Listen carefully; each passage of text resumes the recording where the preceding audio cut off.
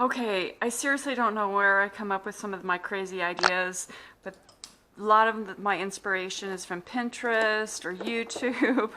But this one, I don't know why. I have to come up with a box for a present like tonight.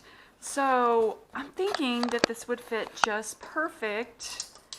And I'm gonna paint the box and I'm gonna put a ribbon around here and tie it up. I think it'll be perfect. So should I start a series? Let me know. Crazy Crafts #1. CJ's Journey offers inspiration for a variety of interests, including quilting, creative crafting, mixed media altered tens, and my newfound passion is ink dyeing lace and fabric. I hope you subscribe, watch a few videos, leave a comment or two, and give the thumbs up for other interested viewers. And now I'll show you how this crazy project was done.